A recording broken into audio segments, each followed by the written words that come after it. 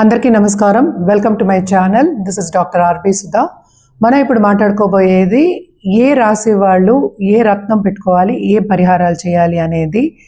అందరికీ తెలిసిన విషయం, మనకి 9 గ్రహాలు ఉన్నాయి, 12 రాశులు ఉన్నాయి. మనం జనరల్గానే చెప్పుకోగలుగుతాము. ఎందుకంటే ఎవరిదైనా వ్యక్తిగత జాతకం చూసినప్పుడు దాంట్లో దశా విశేషాలు, లగ్నం, ఇంకా ఏంటంటే సుదర్శన చక్రం అని కూడా మనం చూస్తూ ఉంటాం అన్నమాట. సో పీరియడ్ కూడా చూస్తూ ఉంటాము. ఇదైతే మనం జనరల్గా చెప్తున్నాము. సో పరిహారాలు ప్లస్ ఏంటంటే ఒక్కొక్క రాశికి ఒక్కొక్క అధిపతి ఉంటారనమాట. సో దాన్ని బట్టి మనం చెప్పడం జరుగుతుంది. అదొకటి కాకుండా ఒక్కొక్క రాశిలో నక్షత్రాలు ఉంటాయి. నక్షత్రాలు 27 నక్షత్రాలు ఉన్నాయని అందరికీ తెలుసు. సో ఒక్కొక్క రాశిలో 9 పాదాలు, అంటే ఒక నక్షత్రం 4 పాదాల కింద మనం పరిగణించున్నామన్నమాట. సో 108 ఉంటాయి అన్నమాట పాదాలు. సో ఒక్కొక్క దాంట్లో 9 ఉంటాయి, మనకి తెలిసిన ఒక విషయం. సో ఏంటంటే మనకి నక్షత్రం పట్టి జాతిరత్నాలు అవన్నీ వస్తాయి. అలాగే దశా విశేషాలను పట్టి కూడా మనకి జాతిరత్నాలు అనేవి వస్తాయి. అలాగే ఏంటంటే బర్త్ స్టార్ అంటే ఏంటి, నక్షత్రం పట్టి. నాట్ ఓన్లీ దట్, మనకి రాశి పట్టి అనేది కూడా మనకి జాతిరత్నాలు అలాగే పరిహారాలు అనేవి వస్తాయి. నేను ఇప్పుడు చెప్పబోయేది ఏంటంటే అన్ని జనరల్గా చెప్తున్నాను.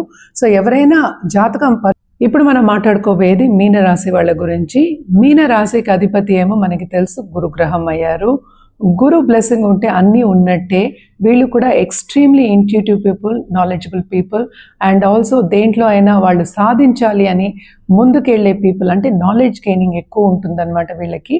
అండ్ ఆల్సో వెరీ ఈజీలీ చాలా ఇంట్యూటివ్ పీపుల్. వాటరీ సైన్, అది మనకి తెలిసిన విషయమే అన్నమాట. సో వీళ్ళు చేయవలసిన పరిహారాలు ఏంటంటే తప్పక శక్తి పూజలు చేస్తే చాలా మంచిది. నిత్యం ధ్యానం చేసుకుంటే కూడా చాలా మంచిదన్నమాట.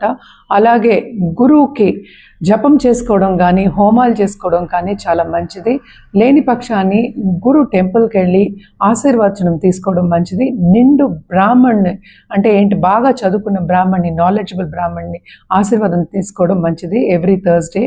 సో ఇవన్నీ చేసుకుంటే ఇంకా మీకు లైఫ్ బాగుంటుంది. మన జాతిరత్నాల విషయానికి వస్తే కనుక తప్పక వీళ్ళు కనకపుష్యరాగం మనం చెప్తాం. ఎందుకంటే జూపిటర్కి కనకపుష్యరాగమే ఎక్కువ చెప్తాం. 3 క్యారెట్స్ పైనే వేసుకోమని చెప్తాము. అలాగే పుష్యరాగం కూడా ఇస్తాము. ఎప్పటికైనా సరే కొంతవరకు హెల్త్ రీత్యా ప్రాబ్లమ్స్ ఉన్నప్పుడు పుష్యరాగం ఇవ్వడం జరుగుతుంది. అది వైట్లో ఉంటుంది, కనకపుష్యరాగం లైట్ ఎల్లోలో ఉంటుంది. మరీ డార్క్ తీసుకోవద్దని చెప్తాం.